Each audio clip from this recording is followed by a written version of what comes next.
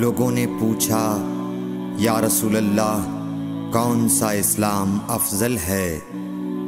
تو نبی صلی اللہ علیہ وسلم نے فرمایا وہ جس کے ماننے والے مسلمانوں کی زبان اور ہاتھ سے سارے مسلمان سلامتی میں رہیں۔ صحیح بخاری حدیث نمبر 11۔ ایک دن ایک آدمی نے حضرت صلی اللہ علیہ وسلم سے پوچھا کہ کون سا اسلام بہتر ہے؟ فرمایا یہ کہ تم کھانا کھلاؤ اور جس کو پہچانو اس کو بھی اور جس کو نہ پہچانو اس کو بھی، الغرض سب کو سلام کرو۔ صحیح بخاری حدیث نمبر 12۔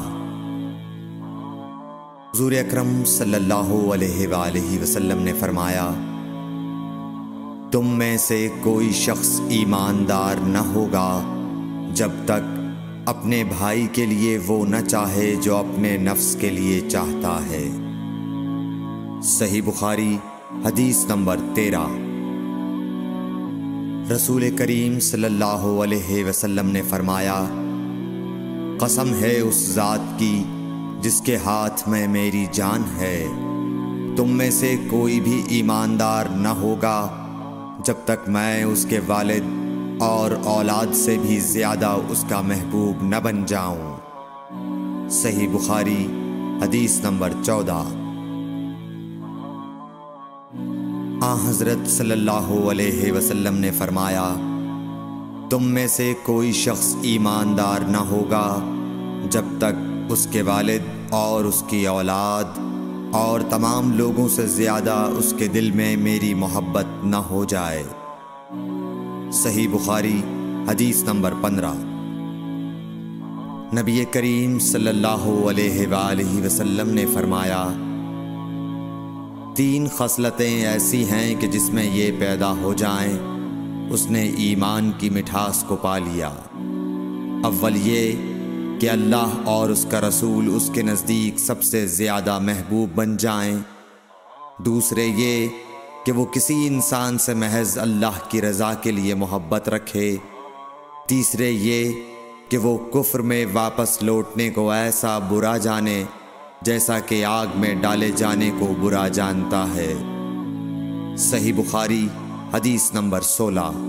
حضور اکرم صلی اللہ علیہ وآلہ وسلم نے فرمایا انصار سے محبت رکھنا ایمان کی نشانی ہے اور انصار سے کینہ رکھنا نفاق کی نشانی ہے۔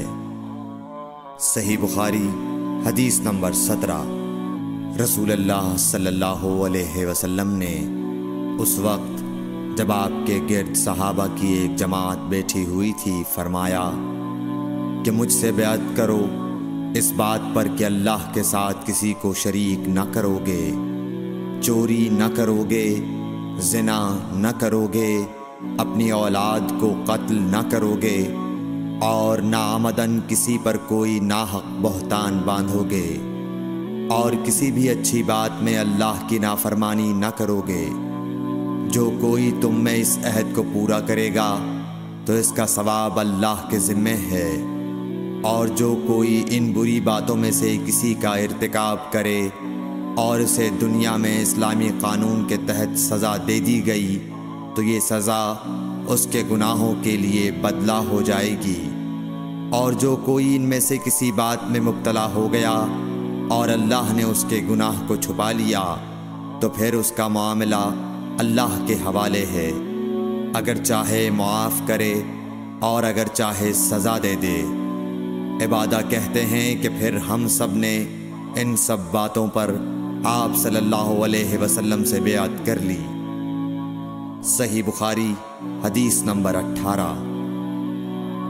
رسول اللہ صلی اللہ علیہ وسلم نے فرمایا وہ وقت قریب ہے جب مسلمان کا سب سے عمدہ مال اس کی بکریاں ہوں گی، جن کے پیچھے وہ پہاڑوں کی چوٹیوں اور برساتی وادیوں میں اپنے دین کو بچانے کے لیے بھاگ جائے گا۔ صحیح بخاری حدیث نمبر 19۔ رسول اللہ صلی اللہ علیہ وسلم کسی کام کا حکم دیتے تو وہ ایسا ہی کام ہوتا جس کے کرنے کی لوگوں میں طاقت ہوتی۔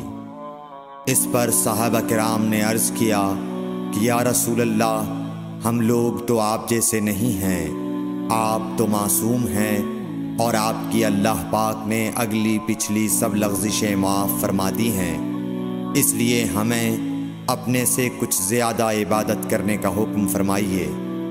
یہ سن کر آپ ناراض ہوئے، حتیٰ کہ خفگی آپ کے چہرہ مبارک سے ظاہر ہونے لگی۔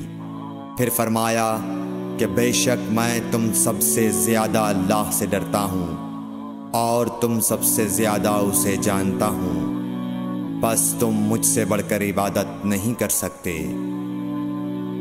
صحیح بخاری حدیث نمبر 20۔